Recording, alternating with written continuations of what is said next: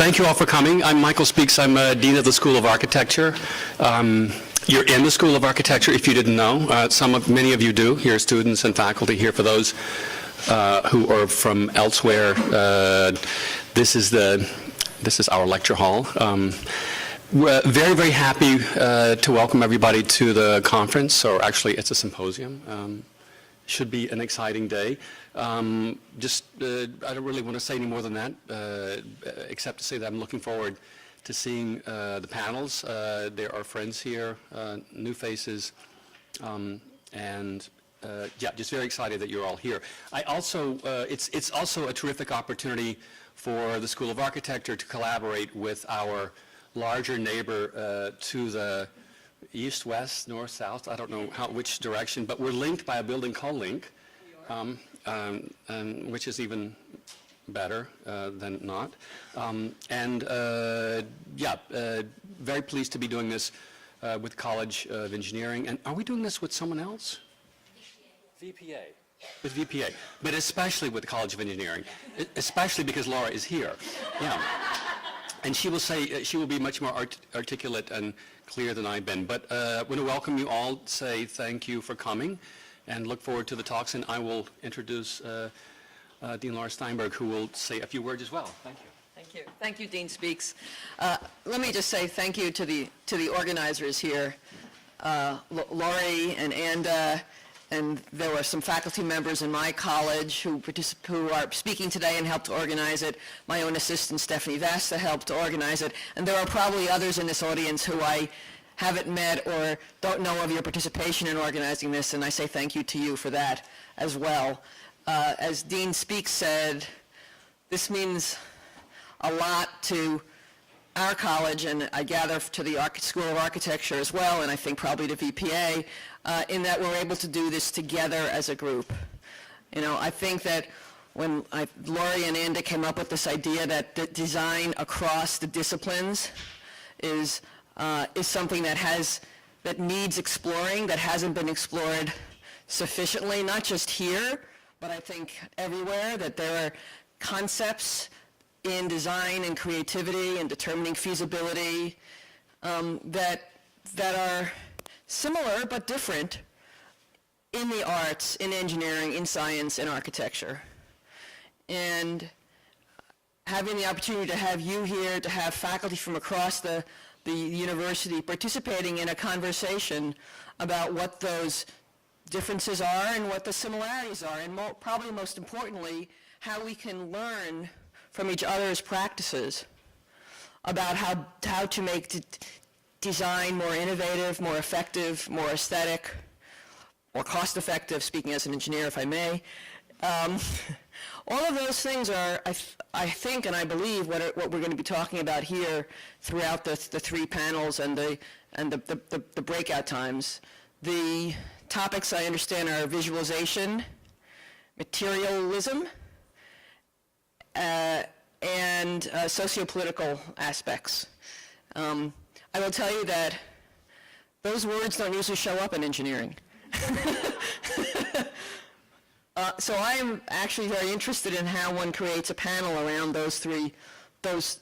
creates panels around those words. I'm very proud of my own faculty who are participating because they seem to have come to understand what those concepts mean within the concept of engineering. And so, you know, I'm hoping to learn from that as well for as much time as I can be here, which unfortunately won't be that much. I do want to read you something. This is the engineering design process as found in one of a variety of different sources one could find.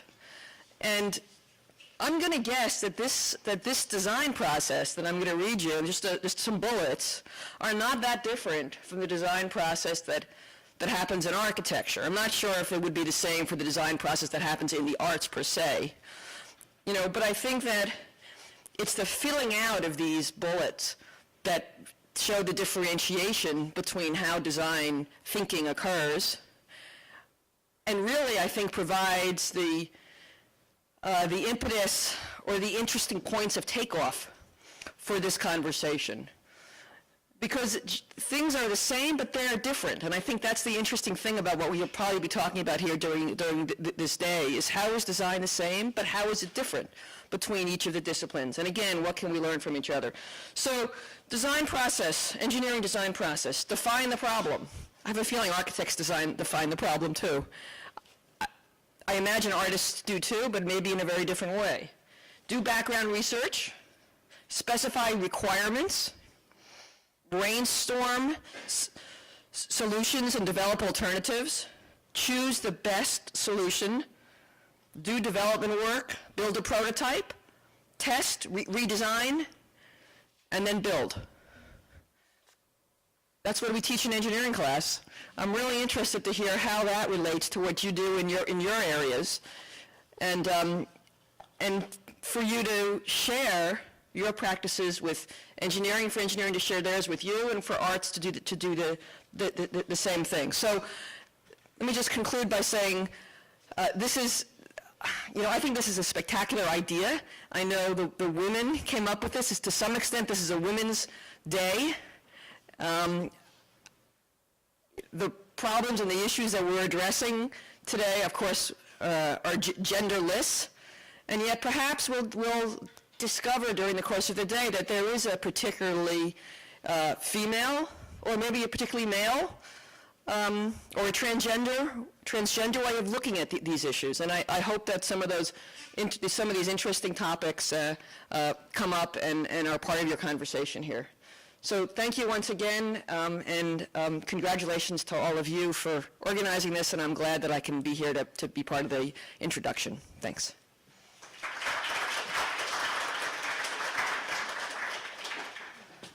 Well, thank you very much.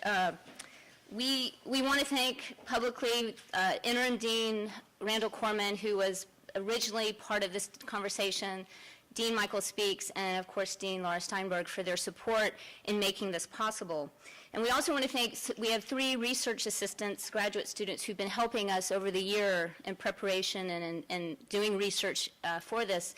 And they're Sarah Greenwood, Shuya Liu, and Rachel Ng, and we really appreciate their work in helping create this event. We want to give just a very brief background about the influences and the inspiration for this event. In part, it was a conversation with Randall that started this whole thing rolling a year and a half ago. I had recently just published an edited book, Feminist Practices, and had some events in New York, and I was telling him about the really interesting feedback I was getting from people who attended them at the Van Allen. And he's like, well, what if you hosted an event here in Syracuse for the 140th anniversary of the school? We're the 4th oldest school of architecture, and this academic year is our 140th anniversary. And so I thought, well, that would be a great opportunity, and so I took it on, and I immediately then asked Anda if she would like to collaborate with me on this. So she's definitely been my partner in crime for the whole year, well, actually a year and a half in planning, and it would not have been possible without all of her amazing help, support, and intellectual power in this. So it brings me to the second motivation, which was as a result of the events in New York and hearing comments from recent graduates in a lot of schools of architecture in New York State, it became apparent that there's, well, not just through their comments, but there's a huge disparity between what the student body demographic looks like and then what the practice of architecture looks like. And that within that dynamic that we have about 50% gender students, but once you get out into the profession, that dynamic shifts pretty drastically. And we also were thinking about, well, what do you see? What are the models of representation that you get as a student or a faculty member in the School of Architecture? And I had research assistants who've been helping me track over the last 2 years the number of females who are invited as external lecturers. And what we found is that over 50% of the schools that we've been able to gather data for, there's between 0 and 1 woman been invited for 3/4 of these schools. So it really starts to demonstrate that there's not enough representation of the student body being reflected back at them in public programming. So that was a really important influence in the way we started to think about this, whether it should be all women, should it be trans, mixed, and we decided that as a result of those statistics that we should really provide an opportunity for more women to talk about their work across all of these disciplines. So that. And then there are a couple other motivations. The third is that the event seeks to foreground the interdisciplinary nature of research and design. Architecture is not a singular pursuit, but is in fact quite interdisciplinary, or at least in this building we like to say that it's quite interdisciplinary. So the Academy must provide more opportunities to students to better understand how architecture does this and how we engage and work with other disciplines. Finally, we sought to rethink the symposium model so that the audience is not just passively receiving the information and that the participants are not just lecturing, but that fruitful discussions can be created through this interaction. So it's been a sort of an experiment, an exploration that we have to thank all of our participants for trusting and engaging in. We've asked everyone to speak just for 10 minutes, and the only way to do this is to sort of start the conversation beforehand. So all of our participants have had conversations in pairs on each of the panels before this symposium. They've spoken to each other about various issues. First, they had to explain their work to each other, which in itself, for 10 minutes can take, as we all know, that's a short amount of time. So we asked everyone to explain their work, to talk about how they already collaborate, how there might be gaps in that collaboration and where they might be able to fill those, how their life-work balance actually works within that research model, and finally, if gender is impacting any of these sorts of issues. So those are the things that our participants have already spoken to each other about, which should then be inflected, hopefully, and dispersed throughout the way that they're speaking to you today. So the model is we'll have 4 participants on each panel. They'll each present for 10 minutes, and then we want to open it up. We have our lovely moderators who have all also been very kind to go with us in this experiment. So Julie Larsen, Sinead McNamara, and Yutaka Sho will all moderate the discussion and invite all of you into it. I think that's, without further ado, we will start. Our first panel is on visualization. We're starting with Becky Bader, who I will pop up your presentation. She's going to wing it just without slides. All right. Oh, sorry, excuse me. Julie Larsen will introduce each of our speakers. There's a lot of introductions of introductions. No, come on up. You can. She'll let everyone know who's on the panel. I'm sorry, I've already messed up our presentation model, so I'll leave this up. Oops, sorry, wrong one. We're off to a good start. Go ahead, I'm going to set this up. All right, as Anda's setting everything up, Becky Bader is an assistant professor in the Department of Biomedical and Chemical Engineering at Syracuse University and a resident member of the Syracuse Biomaterials Institute. She has an MS in organic chemistry from Princeton University, a PhD in material science from Oregon State University, and completed her postdoc training under the guidance of Dr. Wei-Yun Jiankao at the University of Wisconsin-Madison. And I will leave it at that, and if she has more to add to that, she may. Okay, thank you. Please welcome Becky Bader.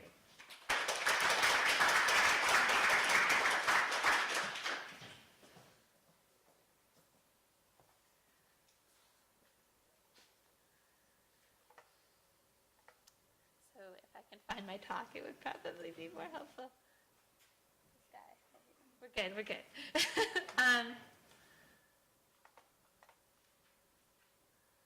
So it's sort of,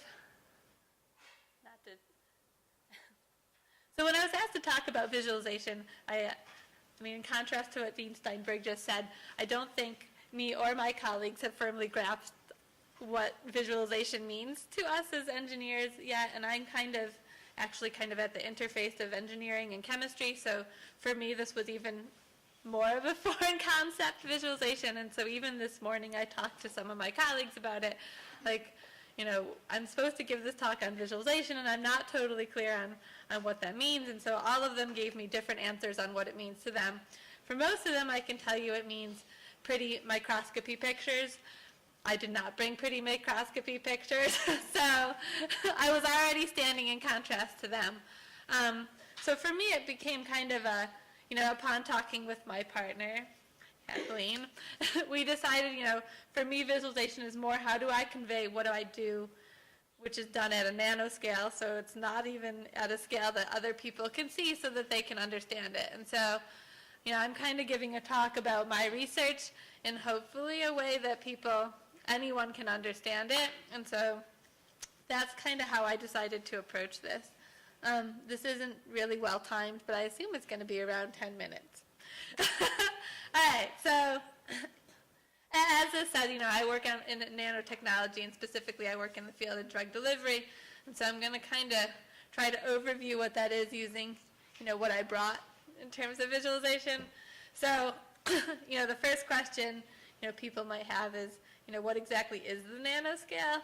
And so this is kind of a relative scheme. So like a nanoparticle is to a marble what a marble is to the entire Earth. And so it's really, really tiny, which is why this whole concept of visualization was a little bit tricky for me. So I also brought awesome pictures so that people could relate. So this is kind of examples of nanotechnology that are found in like everyday things that people may or may not realize. Nanotubes, I just think it's awesome that basically we have this picture that's moving.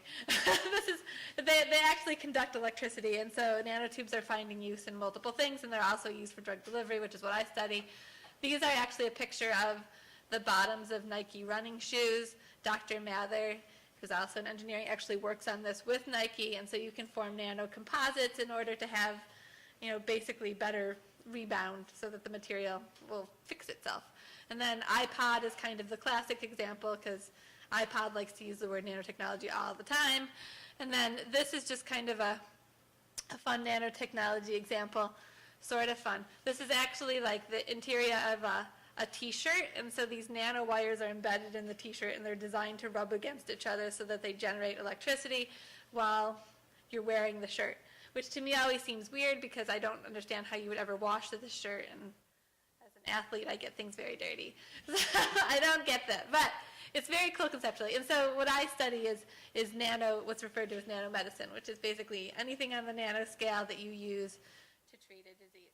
And so in contrast to what people think, I showed the marble, which is nanoscale, like relative to the Earth. Most small molecule drugs, so things that you would take for cancer or rheumatoid arthritis, which is what I study, or any of those drugs, they're actually even smaller than that. So nanoscale isn't actually the smallest scale. You're actually trying to make things bigger by making them nanoscale in the world of nanomedicine.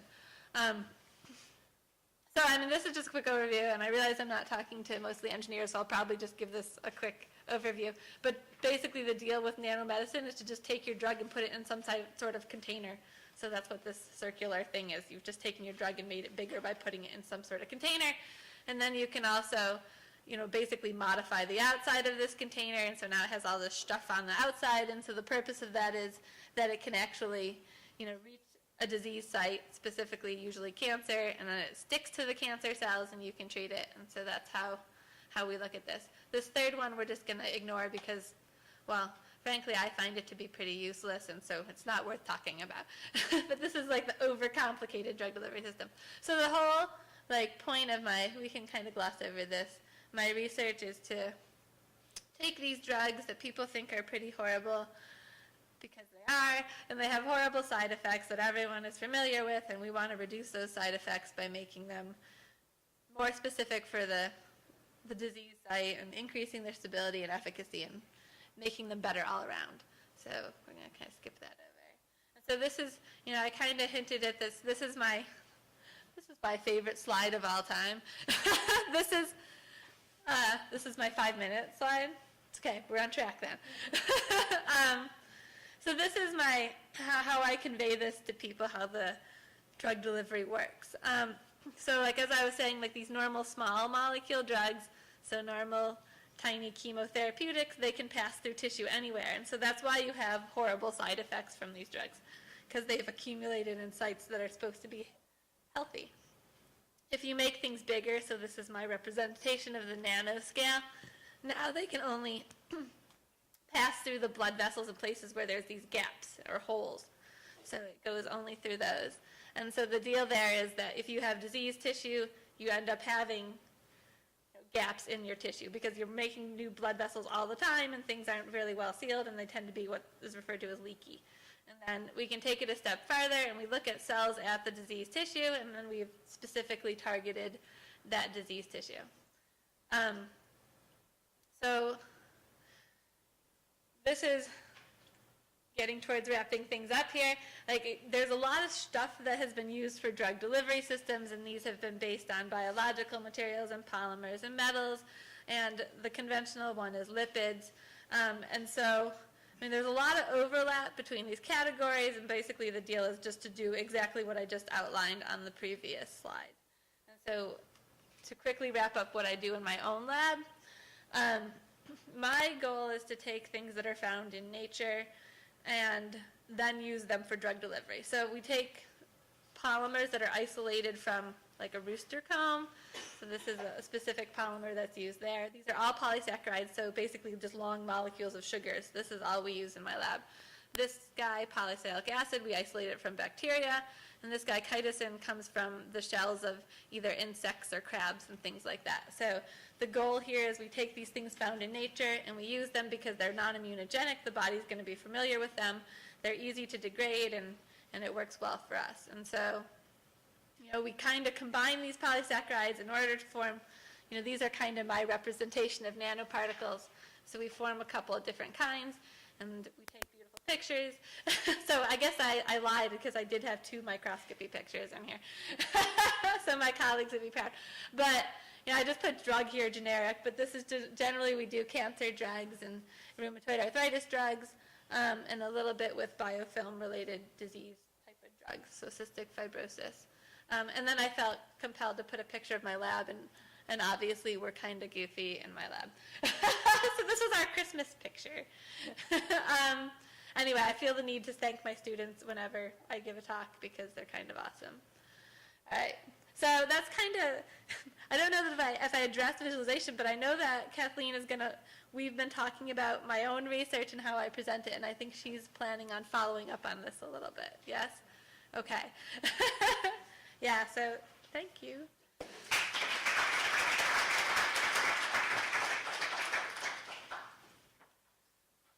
Thank you, Becky. All right, next we have Kathleen Brandt, and she is an assistant professor in the Industrial and Interaction Design program at Syracuse University and director of Think Lab, a media laboratory and collaborative research environment. Kathleen's work has been supported by Imagining America, Franklin Furnace, and the New York State Council of the Arts, and has been exhibited at various venues, including the Museum of Modern Art and SIGGRAPH. Thank you for joining us, Kathleen. All right, welcome, Kathleen Brandt.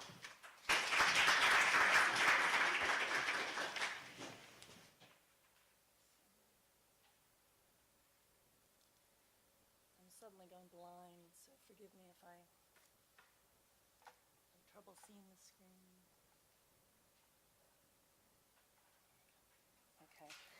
Okay.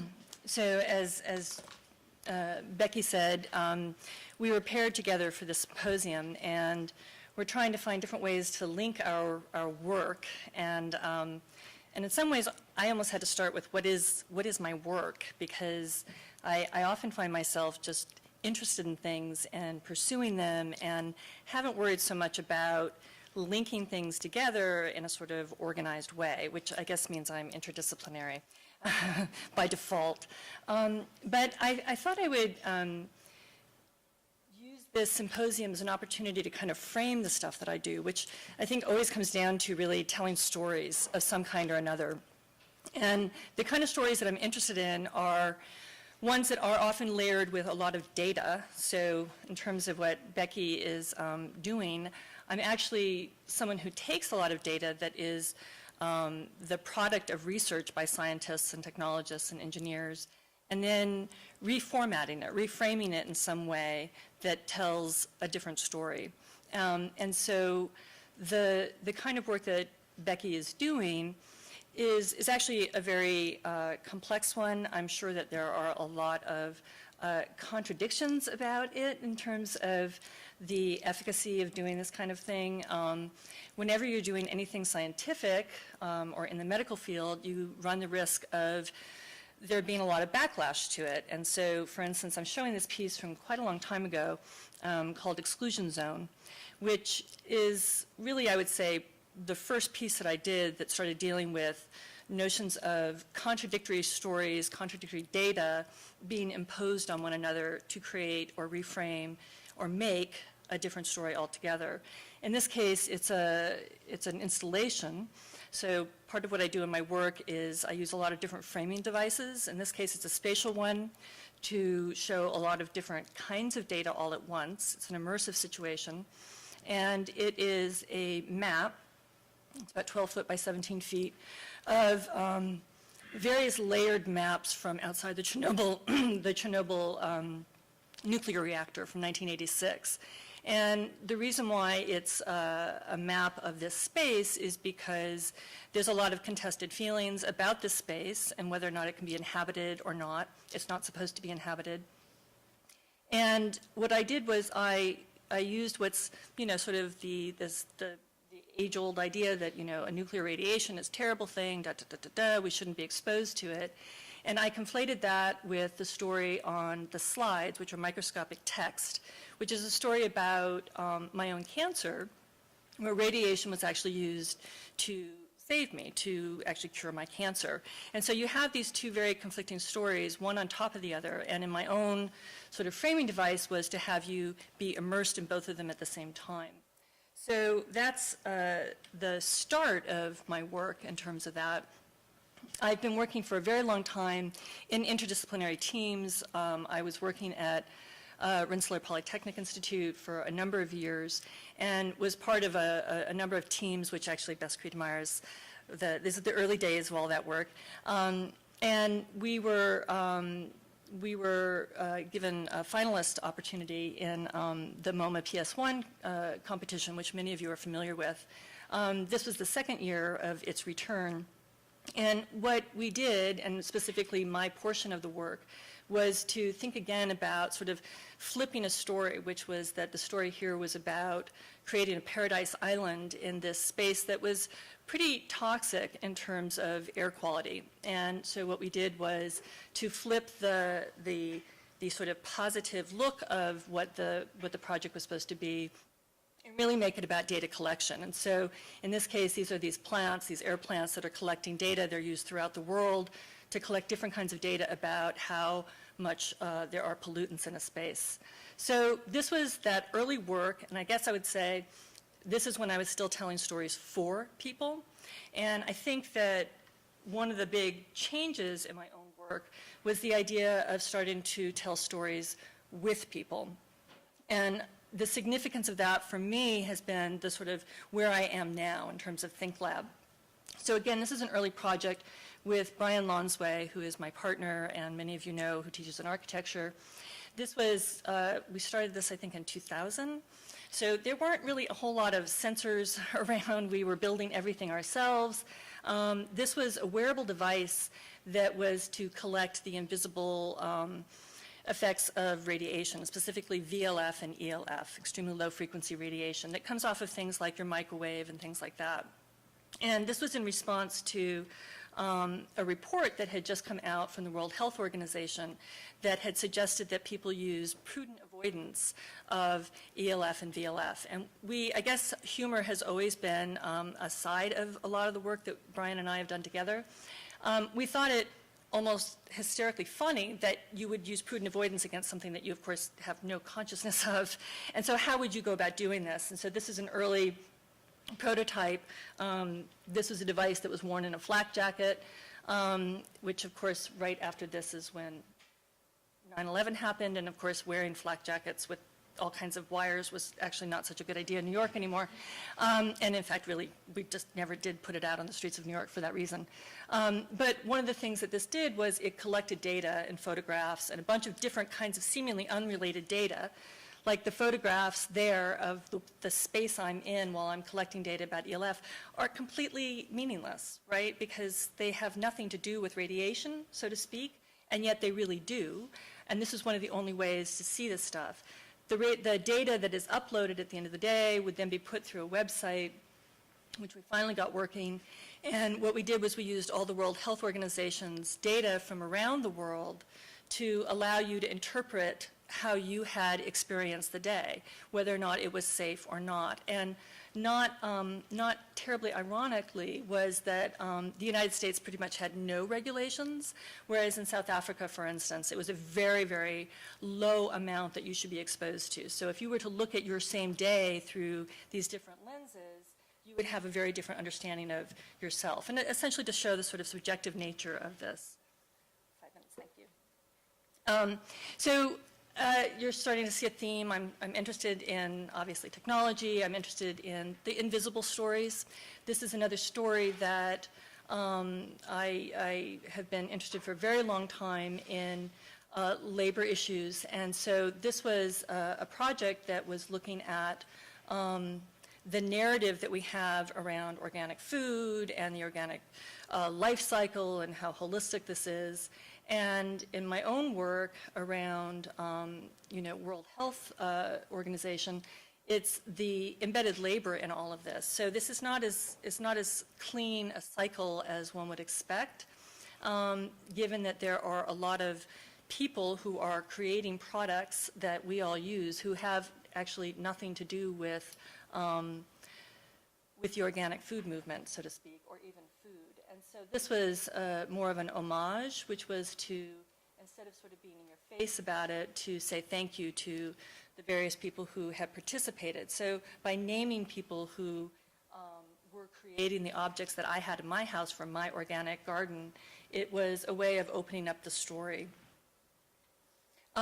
Which I guess I'm going to go back to this first.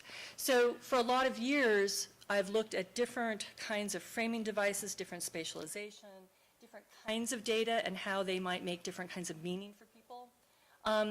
I really have moved into an area of telling stories with people, or creating stories with people. And this is early work, 1997, and I'm showing it just to give some context, because for years I've been interested in the way technology, the way it is designed to be used, is not always the most interesting way to be used. And so have worked for a lot of years on respatializing with technology and creating different kinds of surfaces. And I bring this one image up because it's so closely related to the next.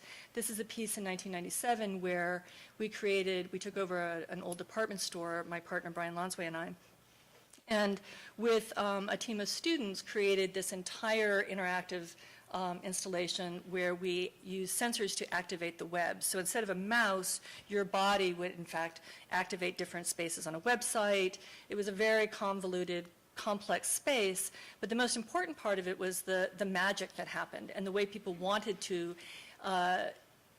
relate to the data that was being expressed. And so that brings me to the more current work that we're doing. And again, this is with my partner Brian Lonsway, which was to take that kind of magic of all of these different surfaces, the beauty of the light form of a projected surface, and to try to push how it could allow people to make their own marks, to have a place in the story. And so this is an early prototype of ThinkLab, which is a space that we've continued to work on, which is really about using existing tools, different software, different hardware, to allow more people to participate in creating a kind of vision.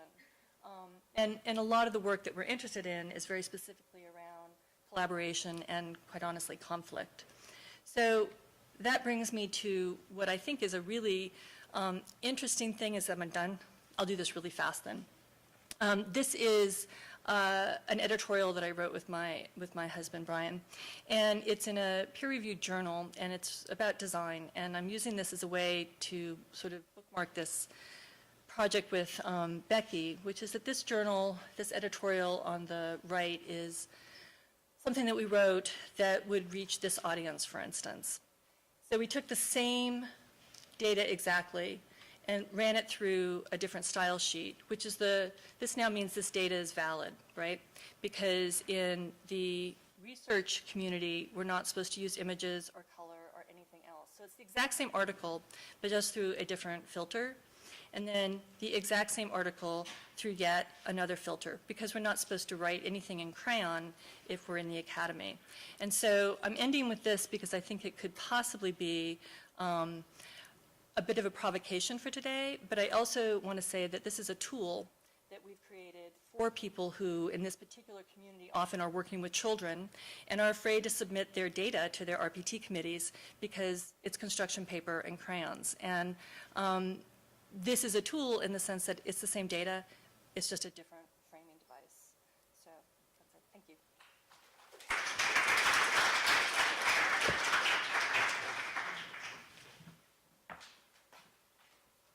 Thank you, Kathleen. Next, our presenter will be Anda French. Anda has taught at Syracuse since 2008. She has co-founded French 2D Design with Jenny French in 2008. French 2D's work explores models of overlap between architecture, art, and information, which can be found in many built and speculative projects. In 2013, French 2D was one of the 5 finalists in the Museum of Modern Art's MoMA PS1 Young Architects program. And Anda's current research work, 2D logics, material research of the dense 2D and sound logics experiments with expanded notion of two-dimensional thinking into tactile and sensor-embedded sound-generating environments which can promote and document social exchange. Thank you very much, and welcome, Anda French.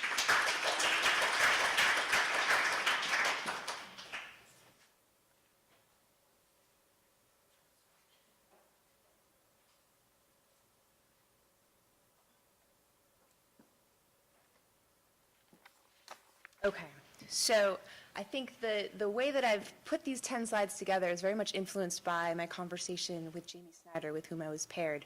And one interesting thing that I started out noticing when we first showed each other our slides is that architects tend to not have many words in their slides, and I was realizing that it was very hard to then access what was going on. So the left-hand side of these slides are sort of dedicated to Jamie, where there will be words that will describe what I'm trying to talk about that we can reference, and there are terms. So just wanted to let you know. As Julie said, my practice is with my sister, and we've had that since 2008.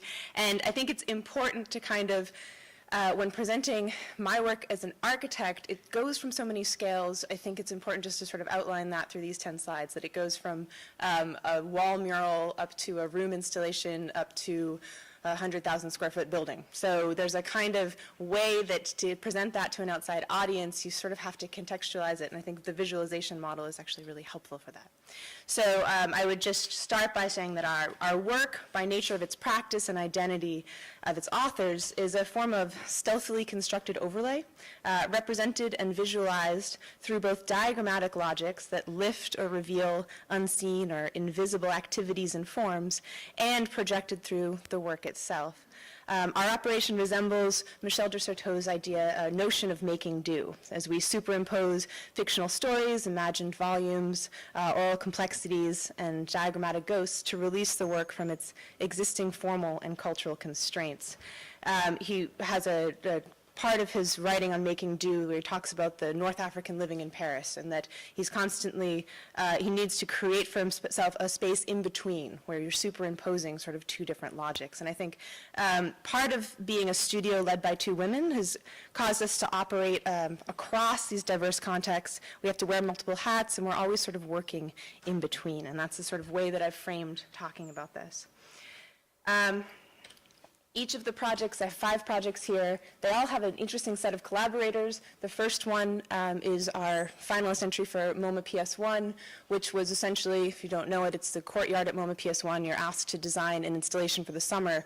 Here we were interested in lifting the sort of invisible and latent value of just having thousands of people in this courtyard, many of whom are from the arts community, in one place, and we wanted to multiply that. So we teamed with ourgoods.org in order to propose that the space actually become a place for bartering for artists, which is what their site does, and that we then echo the kind of latent value of what one might barter in a sound installation that we worked on with Arup Acoustics in order to allow this figural landscape to actually speak and record the needs and the desires and also the skills of the people who are visiting that site.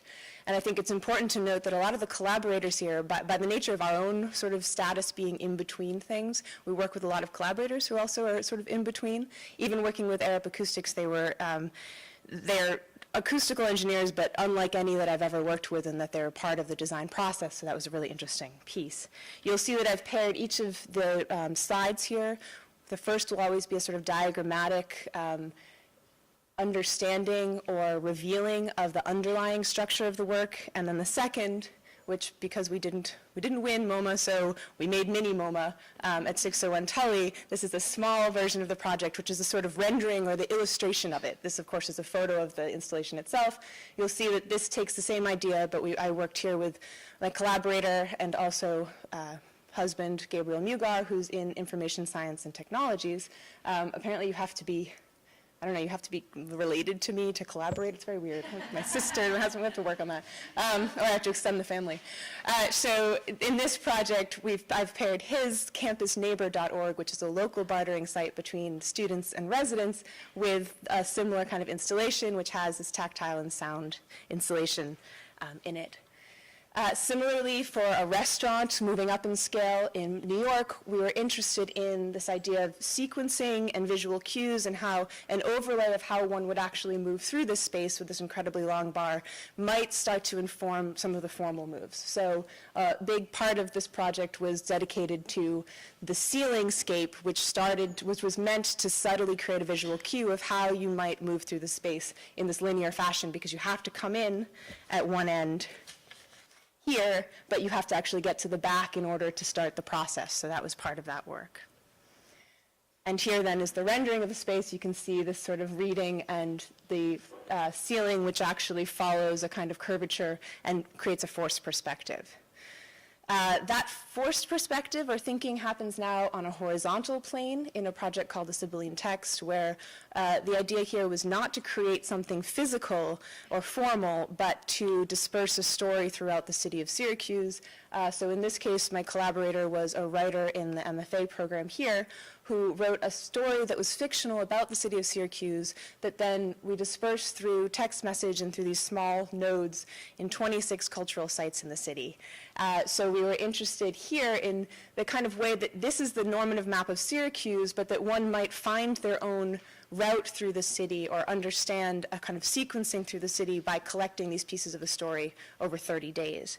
The rendering of that, of course, doesn't exist because there's no formal physical thing. So this is all 60 pieces of the story now grafted onto these 26 sites, and it's really about lifting then the multiple ways in which you could experience the project through, again, a kind of more rendered diagram, if you will. We are, again, interested in lifting and extending space and overlay. So this is our design for the Loft Theater Black Box here at SU for a Syracuse stage. In this project, we had a limited amount of space. If you've been to Syracuse Stage, this is the side stair that comes up into the departments, and then this is the existing space, which is the Black Box Theater. They wanted to create a sequence in a way that one could use this long hallway and the staircase as more than just those two things. So our idea here was to use the two-dimensional surface to extend space. So this is a diagram, again, where we're working to sort of visualize this for ourselves of what it might be like to be able to extend, this is this same space, extend all of these sorts of spaces into and pretend as though there's more space. So we used that diagram then to produce these murals, which are meant to imply a kind of extended space, perhaps then getting you ready for what you can anticipate within the black box, which in itself is already a kind of extended, imagined, visible space. And then the final project that jumps up in large scale is a project we're working on right now. It's a 180-unit micro-housing in Boston. In this case, our constraint was more that we had one giant box of a building that is developer defined. So they're maxing out the urban site, they're maxing out the walls. There's very little chance to actually push in and create any kind of other event within the building.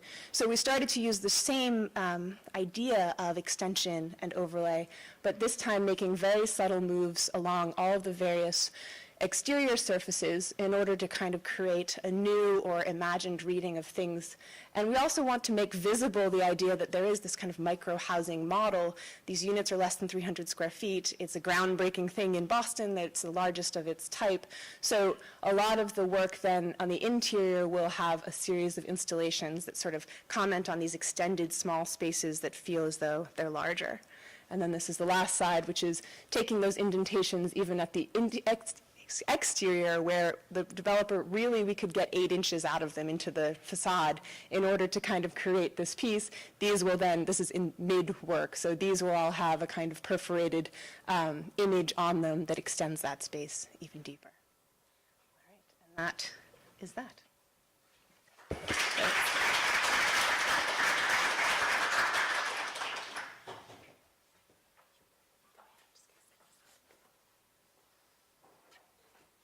Thank you, Anda. So, as she's setting up the last presentation, I'm going to be introducing Jamie Snyder. Jamie earned a PhD in Information Science and Technology from the iSchool at Syracuse University in 2012. She has a Master of Fine Arts degree in Visual Art from Stanford University and a Bachelor of Fine Arts degree in Painting and Drawing from Tyler School of Art at Temple University. Positioned at the intersection of information visualization, computer-supported cooperative work, and visual studies, Jamie Snyder's research focuses on social and ethical aspects of visualization practices in collaborative contexts. Her work draws attention to the act of image making and the activity of visually representing information as a collaborative communicative process. Thank you very much for, please join us in welcoming Jamie Snyder. Hi, it's really a pleasure to be here with friends, presenting with friends, and hopefully getting involved in some good conversation with new friends. As was mentioned, I earned my PhD in Information Science and Technology from the iSchool a couple years ago. Currently, I'm a postdoc. I split my time between the iSchool at Syracuse, where I teach information visualization in the data science program, and I work at Cornell University in the Interaction Design Lab. So today what I wanted to talk about a little bit is sort of the broad spectrum perspective I have on visualization practices, which I think will draw on pretty much what everybody has been talking about so far. And then share with you a current project that I'm involved in at the lab at Cornell that I think in some ways embodies some of these ideas, but also give you a sense of what can happen when you start looking at projects like the one I'll show you through this lens of this really broad perspective on visualization. So as was mentioned, I look at social and ethical aspects of visualization practices. We'll start first with what are visualization practices and then touch on the social and ethical aspects. So I think, at least in my field in information science, one of the first things you think of when you hear the term visualization is visualization as a data tool. These are the tools that help us represent, explore, and present data using visual patterns. A lot of the things are some of the issues that are of particular interest in the field of information visualization currently are things like interaction, and that's not just how we interact, how we use the tools to generate the visualization, but how do we actually interact with the underlying data? I think this touches on some of the things that Kathleen has been working on. Also, the issue of uncertainty. When we have data sets, we're not always 100% sure that each point in that data set is as accurate as all the others. So how do we represent not only the uncertainty about the quality of the data, but uncertainty related to the circumstances under which the data was collected? There's also a challenge in the field of data visualization related to evaluating insight. So if you ask anybody who does visualization build systems, one of the reasons we do it is to explore data, to find things that we didn't know existed, to identify these patterns that we never, that we would not be able to get at in other ways. You know, that's another way of talking about insight. Well, how do you evaluate whether insight happened, if it happened well, if it happened when it was supposed to? You know, it's kind of a spontaneous and unknown quantity. So a lot of the folks involved in data visualization are trying to figure out how do we evaluate our systems to maximize the concept of insight. Visualization is also a form of participatory research practice. Visual anthropology and visual sociology often use things like photography, video, sketching to involve participants in the research process. These are seen as quite accessible ways to get our participants, users, clients, whoever you're working with, fellow collaborators, to get them involved in the process. A lot of the folks in visual studies have come upon using visual research methods because of the ability for visuals to give voice to things that are obscured, whether they're people or ideas that would otherwise go unnoticed or unnotable or unnoticed. Issues that are raised in this context involve authenticity, authenticity of voice and representation, power and agency. Who has the power to make certain images, to represent certain realities, and the issue of interpretation and how you interpret images. Again, I think that comes up in a lot of the presentations so far this morning. Visualization is also a form of creative act. We see this in painting and drawing, my kind of mother discipline, also in design and computer art. A lot of times when we look at visualization as a creative act, we're exploring the process of representation. So that things like realism become really compelling concepts to investigate. Realism in the form of gesture, as you might see in an action painting. Realism in the form of gaze, that you might see in a hyper-real painting from the 1960s. Or realism in the form of the hard source code that underlies some computer art. These are all different ways to think about realism in the context of visualization practices. Now, my dissertation work actually looked at visualization as a form of discourse. Now, I'm going to show you a very short clip that represents the kinds of interactions that I studied for my dissertation. This pair is involved in a conversation where they need to have some sort of understanding of where the organs in the human torso are located. In the process of this conversation, they're making the image that you see there on the right. I don't even know what pancreas does.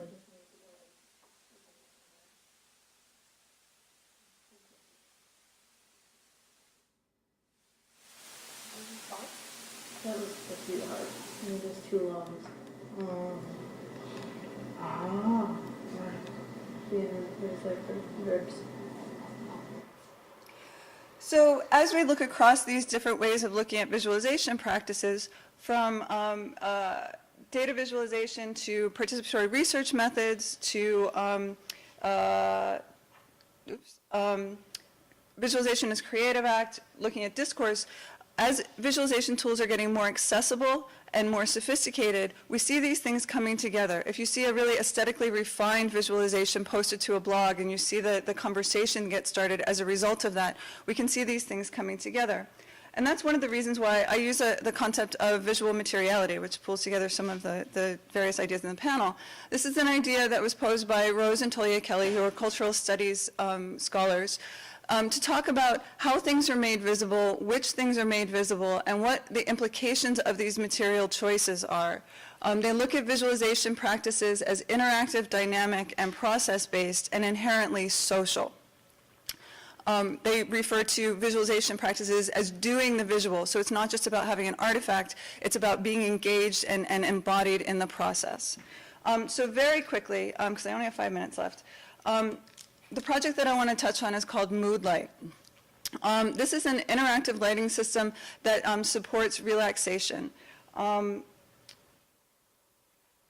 It's an ambient lighting system that changes color based on an individual's experience of stress or relaxation. So when you're using this system, if you're experiencing relaxation, the lights move more towards the blue-violet end of the spectrum. If you're experiencing stress, they'll move more towards the red, orange end of the spectrum.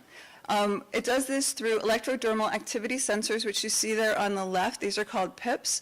It's one of many ways that you can measure physiological responses to arousal, which is a measure of stress. It takes an internal affective state, that experience of stress or relaxation, and converts it into an external interactive light display through playful engagement. Recently, we ran a design probe asking people to use the mood light system, both singly and in pairs, because we were interested in that idea that once when I have this external ambient display of my internal feeling of stress or relaxation, how does that make me feel about my own experience of that stress or relaxation, but also how does it affect my social interactions with a friend or acquaintance? During that design probe, we heard people ask questions like, is that me? Is that how I'm feeling? Am I feeling blue? Am I feeling green right now?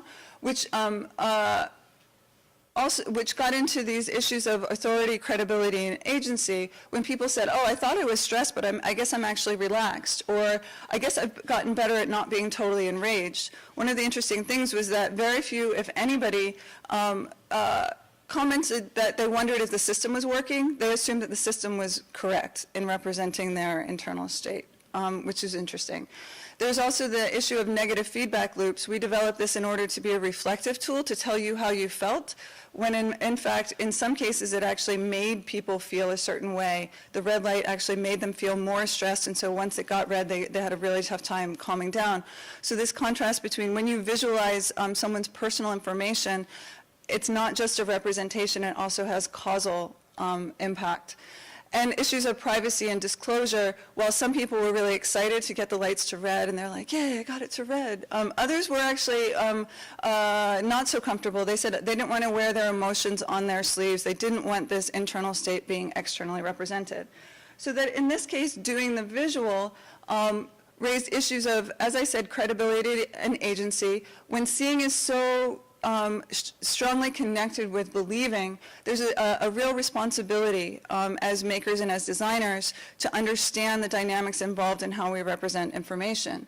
There are both qualitative and quantitative aspects of visualizations that we need to account for. Also, the ethics of revelation, preparing for what we never expected to see, and working with concepts such as confidentiality and anonymity are really important things that we think about in information science. And lastly, this notion of professional vision, which is what many of you as students are being trained to see things as an architect. There are tactile, perceptual, and material aspects of the vision that you're learning to adopt that not only help you do your practice, but also help you become part of a community of practice. So these socially organized ways of seeing and understanding events can actually be used to empower us to create communities and to create interactions around visualization practices. So I think I'm far over time, but. What? Oh, okay.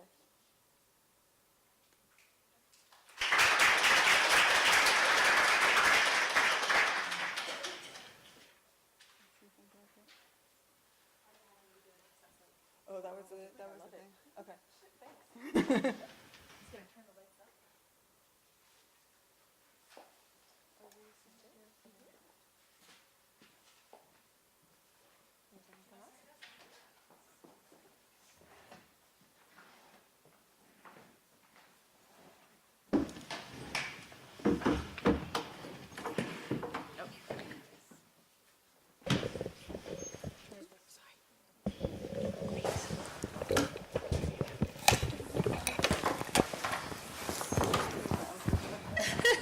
All right, so I want to thank all our four panelists. It was really fantastic, short and concise, but very good presentations.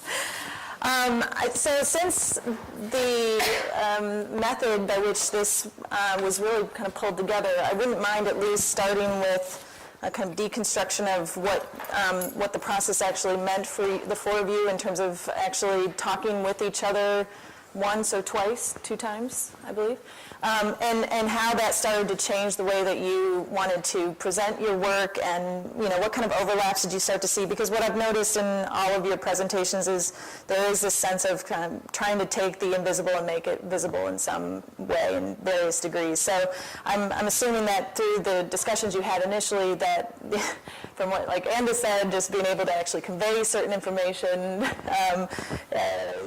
you had to kind of calibrate a little bit. I'm just curious how that process went and how it influenced you. We basically established that we were going to bring things down to a high school level. Maybe. Actually, I think what was interesting is that you had created a script of things that you wanted us to talk about, and we instantly went off script.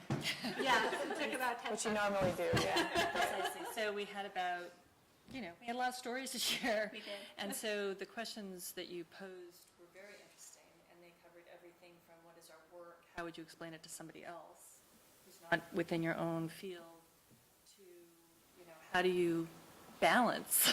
So any one of those could have been this entire symposium, I think, and not just for women, but for people in general. How do you balance any of these things? And so, yeah, we went off on that for a long time. Yeah, long time.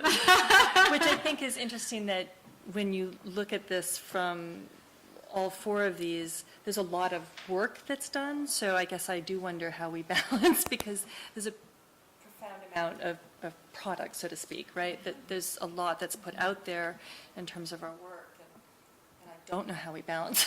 All of us are doing stuff outside of work. From what I gather from our brief conversations this morning, we actually have lives. I mean, to connect that, maybe that is an invisible story, right? That's something that isn't really taught or talked about, and it does relate, I think, to the symposium as a whole, which is none of this happens in a vacuum, that there's a lot that influences when I can, get to Boston to do my work, right? I mean, this is interesting when I hear about all the work that you're doing there. It's really, it's challenging. So no answers. No real conclusions. Don't have a dog, I don't have a kid. And how about for the two of you? Was there anything that emerged?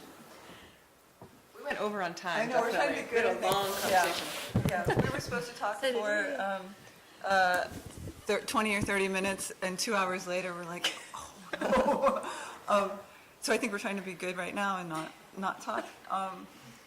I think it was remarkably easy just to get involved in a conversation that long. If we had gotten the instructions and it would have said, meet for 2 hours, and, I think it would have been more daunting, but once we started talking, we were sharing, and it wasn't just an issue of like, oh, what are you doing, but sharing problem solving.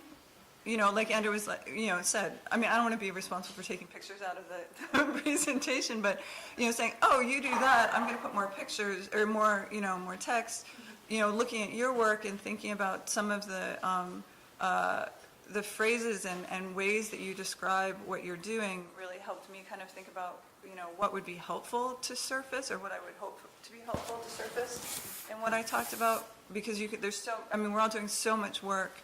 And I'm sure we could each do 45 minutes easily of that. So I think one of the challenges was, with the 10 minutes you have, what are you going to do with it? And that's the conversations I think really helped, having someone else say, oh, talk about that.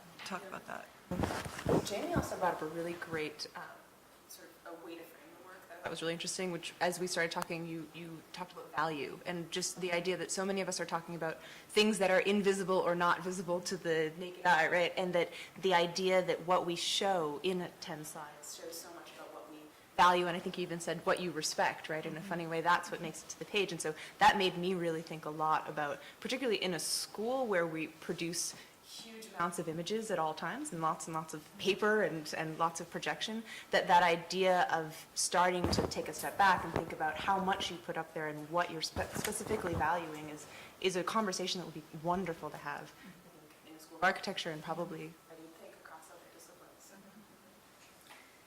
And do you think that through this, at least this process, or through your conversations, is there anything particular? I know that, Kathleen, you wanted some provocation from what is this color, what color is it? Do you want to expand on that a little bit? Because that's maybe coming from some of the discussions that the two of you also had, or at least it elaborated on? No, go ahead. Okay. Well, I guess it actually relates somewhat to what Jamie was presenting as well, in terms of some of the other social sciences and the way design is actually supposed supposedly not present. You do not show images, you do not have color, right? As if that format of a very clean text with no images is itself not a design. And I think that the very idea of things being designed is so embedded that it itself is invisible. And so that's a fairly challenging thing to get across. And I think at a university, what's valid is a big deal to be discussing. And I know that's from also in terms of students, but also in terms of faculty and the kind of work we're doing, that the four of us sit up here going, you know, I would say, if it's okay, Becky, but like you were saying, I have a lot of color in my thing, I hope it's okay. And I was like, oh man, have I got a slide for you. I say this because my typically male colleagues would see my little bit of rainbow and probably be horrified, but I'm like, precisely. I love rainbow. But even as a woman, to include the color represents a kind of denigration, right, of the data, because the data itself is somehow cloaked in some design format, and that's a really, I think, important thing. And I think we all know that with our students, we certainly emphasize that, right? Professionalism and what is professional, and those codes change by the decade. You know, what was acceptable 30 years ago is completely different than today, right?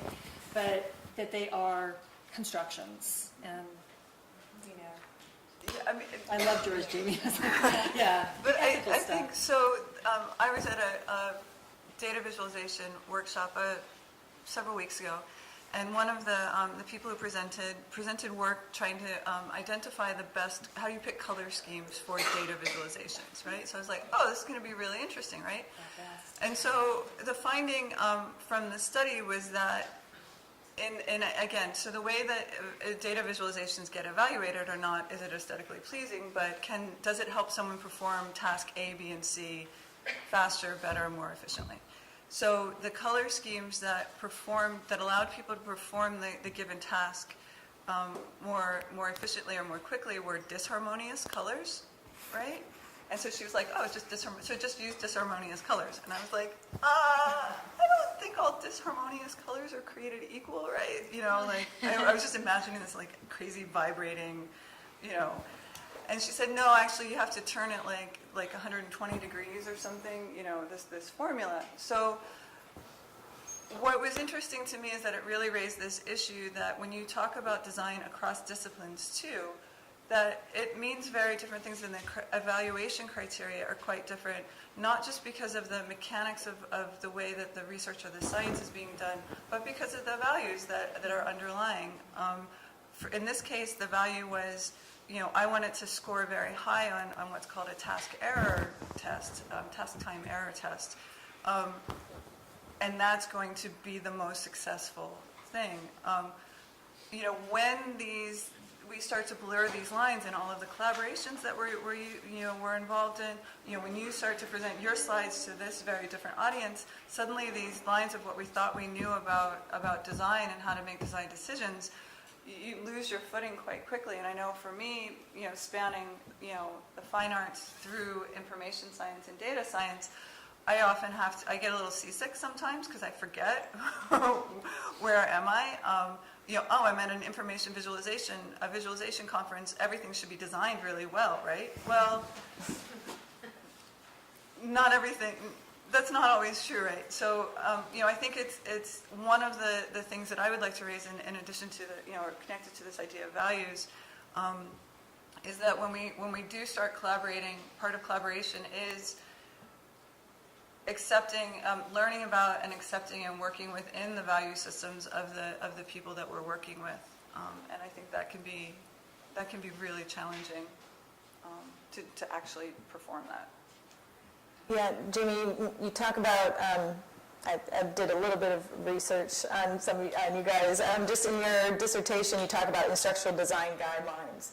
And that optimizing kind of the use of visual representations as a form of visual information literacy. How might we start to see this idea of like collaborating in these synergies across boundaries be able to actually help improve that visual literacy in the form of our own work? Probably is key, but even in terms of pedagogy, since we have a lot of students here today, I don't know if you want to maybe expand on that, or ask the question of your Yeah, I mean, colleagues I as well. think that, to me, this goes back to this idea of professional vision, which is a term that comes from, sorry, I'm teaching a little bit, from linguistic anthropology. And the work that, there's some interesting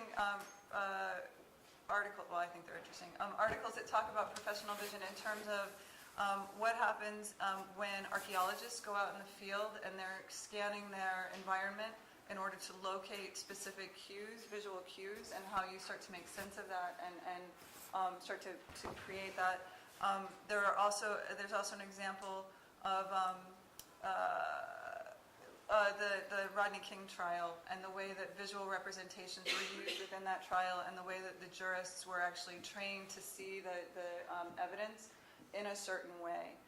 So I think that this idea that as you are being aware of the ways in which you are being taught to view certain visual cues, this came up with our conversation with Anda. When I look at the kind of schematic diagrams that Anda was showing, it took me just a second to adjust to how do I actually read and interpret that. But I asked, I said, okay, what is this? Help me locate myself. So I try to, when I'm presenting my work, ask the stupid question first, so that, as a leveling thing, but also try to maybe not avoid talking about some of the more complex ideas that might come up, but offer gateways into talking about it. So if you're like, what, can you explain that professional vision thing again? Kind of trying to set that up. So I think that that's one way that we can do it as professionals moving forward. Really quick, I'm also involved in another study that's just getting started that's looking at visualization practices in citizen science projects. These are projects, some of you might be involved in them, where, and Gabe, I should get you up here to actually do a better description of it. Projects that involve amateurs in the doing of science, right, and the role that visual representations play in that. So I think looking at these moments where different audiences are coming together to understand, how visualizations can play a role.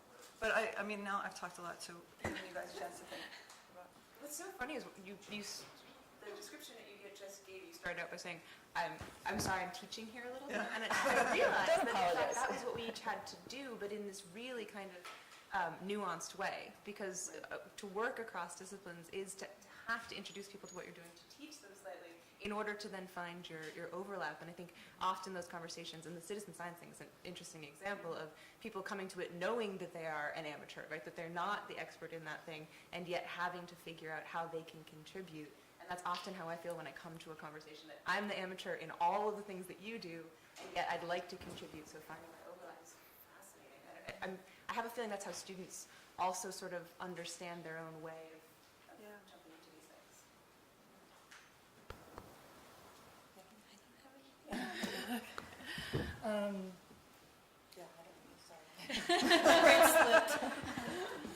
Well, Kathleen, also with a lot of Think Labs efforts with, for example, connected urbanisms, where you were trying to use that as a means to create a more transdisciplinary research endeavor. You guys talk about the idea of using the website and collecting the data and using that to then create an archiving system. There's obviously a lot of kind of cross-disciplinary. You have to start to reach out to many different areas and bring it all back together again. I haven't talked about Think Lab, but it is a space where the very nature of it is the idea that you would come from different disciplines, and that it's that space, it's where you think in a lab where you are experimenting and making mistakes and trying things out and testing. So the word itself is a prompt. It doesn't have to be a place. It's more of an attitude, right? That I'm an amateur in this situation. But it's also a realistic process in the sense that it takes quite a lot of time to start to understand each other's nomenclature. It may not even be the concepts. It's that I'm using the same word in an entirely different way. Like really so profoundly differently that if we continue talking this way, we will walk away and do completely the opposite thing of each other. Because part of me, from my perspective, and I'm listening to Jamie and going like, yeah, but is there a right? And, I'm like wanting to complicate everything and going, well, should we be talking about visualizations or should we be talking about the senses, right? Like there's so many different ways to understand all these things, right? So like we have these moments where we have to kind of unpack, I guess, or debrief for a while and then reconstruct, because to move forward and to do anything, it's not just about that moment of going, oh, that's so interesting. It's like, oh, that's so interesting, and what's next? And having that place or that agreement where that would happen, kind of like what you did with setting up the phone conversation. You set up that space for us to do it, and I think that was brilliant. I think it was really good as a provocation for the whole symposium. So, and Think Club is meant to be that kind of a place. Well, I would like to open this up. We have maybe about 5 to 7 more minutes. I'd like to open it up to any questions that the audience might have for the group. Yes? Yeah, I was hoping you could all elaborate a little bit more on something that Kathleen, you mentioned, for just 2 seconds. Backlash. What type of backlash do you all receive? Who do they come from? Oh, thank you. Who do they come from? Why do they exist? And how does that affect your body of work? Because just from my own experience, a lot of the struggles that I go through comes not from external sources, let's say from other departments, but rather from inside. In this case, in the architecture community. And I just wanted to just ask you all if you could elaborate more on that. I'll talk about that. I was hoping. Yeah, well, I'll give you my quick version of it, which is that we hold on to stories pretty close, and we have ideas about what our disciplines are, and it changes very slowly. And because we are in a system of constant assessment, they have to assess to something, and so they assess to the story, whatever the current version is. And if you're outside of that, for instance, which some of us are, it's very challenging to try to insert your own story in there, whether that be a chemist in an engineering program or a person who's done a lot of art in a design program, right? These divisions about limiting what it is we're supposed to be doing in any one place. So I think the strategy that you're hearing here is to continue to speak and to try to redefine the terms and to sometimes deal with the fact that you're going to have to tolerate an uncomfortable space at times, but that it's worth it, because that is how things change. That's how the stories about whether the discipline, the field, the work that you're doing changes. And you have to feel like you can name it and feel good about it. So that's my advice. I can say that, like, Kathleen and I both had this conversation on Sunday, and then yesterday when we talked, we were like, man, I felt so much better. Because this does happen all the time, and kind of my strategy when I'm getting backlash from internal backlash is, I am very, quote-unquote, interdisciplinary, and so I tend to reach out to people who I know will understand, and usually it's not the people who have established the story. I don't want to use like a... Yeah, no. But, you have to reach out to usually younger faculty members who also don't necessarily fit in a good category. And so, I'm fortunate that I can walk over to the chemistry building or the physics building, because I don't fit in a good place, and I tend to be very chatty, so I have friends. So you just have to find your support kind of elsewhere.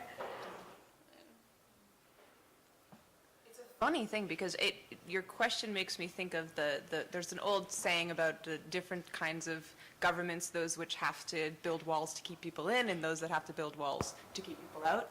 And there's an interesting kind of dialogue here. There's an interplay where disciplines which have to build walls to keep people in often do that out of a kind of in a defensive way, like trying to keep everyone in that place because maybe the discipline already is on shaky ground in a funny way. And then there are those disciplines which want to keep people out because, in fact, everyone wants in, right? It's so interesting and so exciting, and I feel that there are these sorts of ways in which the only place that you can find then is the ground in between, so that often I have to leave the building, like physically leave the building to have these conversations, and then have these kind of awkward moments where all the interdisciplinary conversations sometimes yield nothing, and sometimes just yield a feeling that, okay, we could do something even if we don't have the time or the space. Yeah. But it's an interesting conversation, right? I think it's nice. And I would think that part of it is having, like, giving yourself the time, the slow burn time to figure those things out is probably the hardest part in an academic model,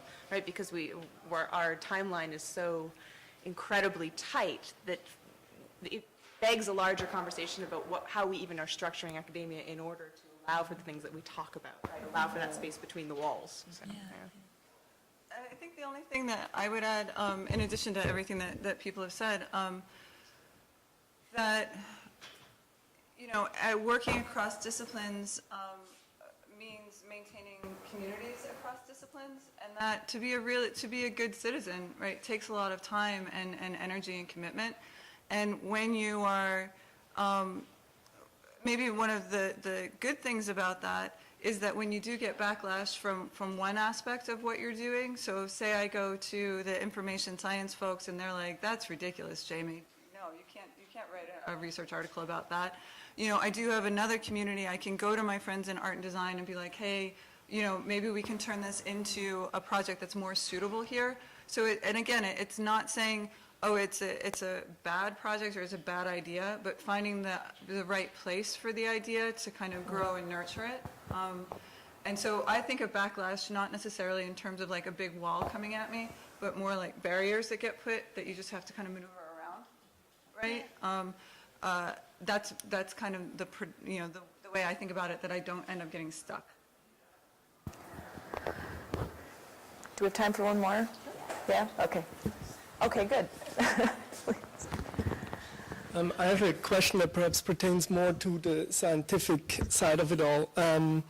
From my own field in architecture, I know that we get very much influenced by other modes of representation that are not our own, in particular like ideas of data diagrams that had an enormous influence on our practice over the last few years. And I was wondering if there was something similar going on in science, where now all of a sudden you see all these kind of visualizations that I guess are coming from an other realm. When I see some of those images, they seem very driven, well, some of them seem very quote-unquote old school scientific, but other ones seem very driven by things that you would see more, you know, in a realm of engineering or and I wonder if that has any kind of influence on the work. Is there something that comes from that new way of visualizing your work, that you have a better way of understanding what you're doing, or do you have to fight against it? I mean, to take things from nature is a very engineering sort of concept, but if I had been also giving this talk in chemistry, the talk would have looked very old school, because in chemistry it tends to not change very much. And that probably sounds horrible, but it's like the classical, just white background with structures all over it, and then I moved over to engineering. So I guess I should say, when I first started this position, 5 years ago, I had it in my head that I was just going to do all this small-scale organic synthesis, and it was going to be awesome. And then I saw what all my other engineering colleagues were doing, and I was like, I better jump ship. And so, yes, it actually did influence me a little, because, we would have presentations by people who were like, we isolated silk from a spider, and that's what we're using in the lab. That's so cool. And the engineers are probably much more capable of doing that than the small-scale synthesis. So it was a little bit of both, right? So it did influence it. And if I had still been in chemistry, it probably would be a very different story, sort of based on my resident department. Yeah. Are there any other questions? Yes. First, thank you for a very inspiring conversation here and making invisible visible. So my question is related to integrative design. And I've been working with Professor Michael Pelkin at here about the sustainable building system design. And one of the issues we struggle with is how do we visualize the same thing from two different disciplines, such as from engineering point of view, we visualize the heat, air, moisture, and pollutant flows, but in architecture, you more looking at the forms. And so I think a lot of things has been mentioned today, like overlay two different pictures together. So I want to hear maybe your ideas about how can visualization help different disciplines to do an integrative design of buildings, as an example. Do I have to start? But I would only say, just to set up the conversation, I was consciously trying to put together the diagrams that architects make and then the images that we use to describe something as a kind of counterpoint, so that maybe that could start a little bit of that conversation of the internal and the external image. And I would think that the question could also be extended to Becky. I kept thinking about what you were presenting as what I want to know. I would love to know what the internal images look like or artifacts look like that you're talking through, just to be able to see those things. I think we sometimes misinterpret, and the misinterpretation can be incredibly helpful because it starts the conversation.